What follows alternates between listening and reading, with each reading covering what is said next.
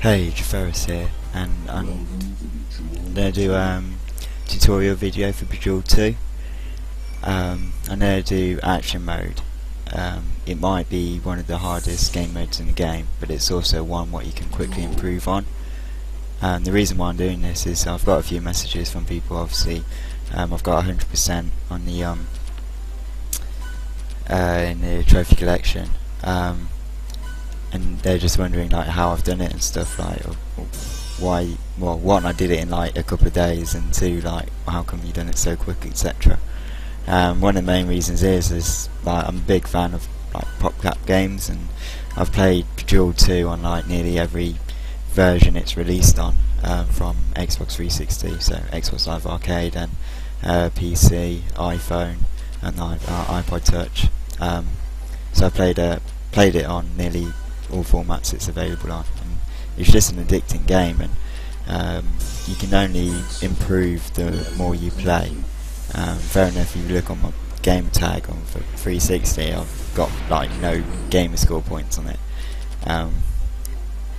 because it's harder. It's not harder, it's just the achievements on there are harder than the PS3. You remember months ago, like probably last year, well, start of the year, I did a post up why are the achievements harder on 360 than they are PS3.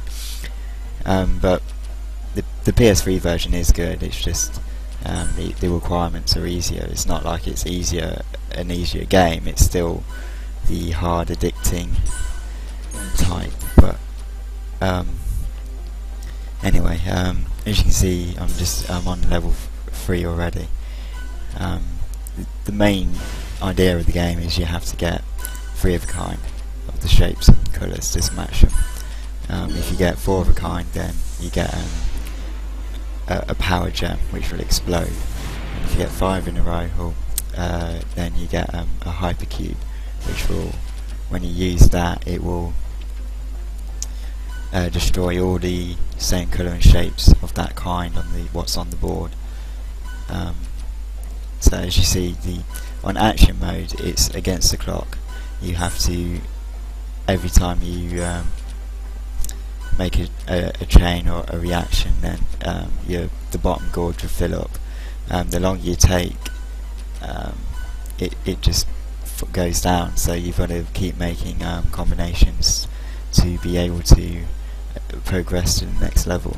The reason why this is a good one to practice on is that even though you might not be good at it, you learn like how to make quick judgments. Like you're not spending ages like trying to do combos and stuff, or you're not trying to make a power gem or a hypercube. You're just looking for those 3 of a kind, what you need to be able to progress. Anything other than that is just luck or chance. Like I didn't even try to get a hypercube there, and I just got one. So you do get the odd chance of being able to unlock, well, create gems and stuff without actually having to do anything. You just focus on making the 3 of a kind, which is easier than it sounds. But as you see, when you progress, when on action mode, I think I got it to, can't remember what level I got it to, but it gets harder as it goes along. It might look easy now, but action mode is like, does get frustrating when you can't see one straight away and you're trying to look and your time is going down. And the longer, fair enough, you might be able to fill it up again, but the next time you're looking, it goes down quicker. So each time you get less and less time to complete the level. So it's another good reason why to do action mode, because it's just, you're always going to improve. There's no way you're going to get worse by playing this mode. You're always going to get that bit better.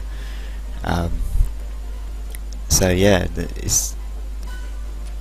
the only problem with Bejeweled is that it's basically luck. You could get stuck with only being able to do combos at the top, but then you get that odd like power gem which will blast everything away, and you'll get a good chain reaction. I suppose if you are trying to get the high scores and stuff, it's just focusing on 4 of a kind, because then you can build it, don't use them straight away, just build up the board with power gems, and then once you do get quite a few, you can just set off a chain reaction, and just like in a way that's good as well, because you'll have a clear screen and a whole lot of new gems to create and progress further. But it's just, you can never know what's going to come next, so it's just pot luck really. You could end up doing a whole level with only doing 3 of a kind, but you do get the odd one, what does help me progress quickly. A lot of people ask how do you create the 5 hyper gems on the board. That's best done on endless mode. If you're not good, then I won't lie, it's going to take you bloody ages to do it. The problem with endless mode is that you can't lose. This continues. That's endless mode. The reason why it would help, but then again, I unlocked the hypercubes on action mode because I was quick and just like you get lucky. I admit I got lucky getting the 5 action mode. The problem with endless mode is that you can always make a combination, but it's not a combination into your interest. With action mode, you kind of it kind of gives you well, not combos, but it kind of gives you moves to make, which not all the time, but most of the time. Endless mode is because you're going to be doing it for an uncertain amount of time. It doesn't really give you options to do hypercubes or I can't remember what the word is. Oh yeah, I had to pause it here for a second. It's got a cup of tea. But yeah, anyway, because classic mode is hard because once there's no, it won't give you always combinations to make. It will only go to a certain level, and then you could do a combo, it will wipe out the screen, but then you can end up with no more moves, which sucks. Endless mode and action mode, there's always going to be a combination. You either run out of time or for action mode, or you carry on playing. That's why endless mode takes so long. I've been playing it on my iPod. I've got a score of 8 million, and I've got up to like level 106 or something. I'll insert a picture into the video when I mention it. What time is it? 7:53. I'll include the picture.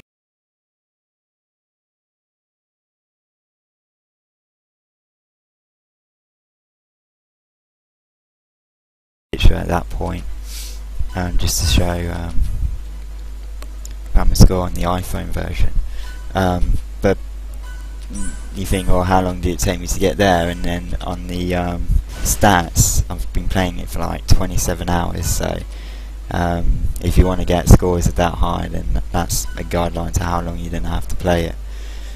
And if you look on the leaderboard in Bejeweled 2, then you'll notice like how long, there's a time limit of how long you've been playing with all your other stats. At the end of the video of this one, you'll see my one when you look at the leaderboard. But yeah, tips really, don't panic if you can't see a combination, because there is going to be one on the board in action mode. You just don't try moving odd blocks, because that just wastes time, because when you do that you can't move any other piece until like it resets, sort of thing. You do get lucky and it will give you a help thing there, but on action mode that isn't useful because you can't wait 15 seconds before you can get it. So yeah, here's the result page. My best score is 500,000. I've played for 6 hours. I've completed puzzle mode, but that's easy. I've then created 56 hypercubes, 556 power gems.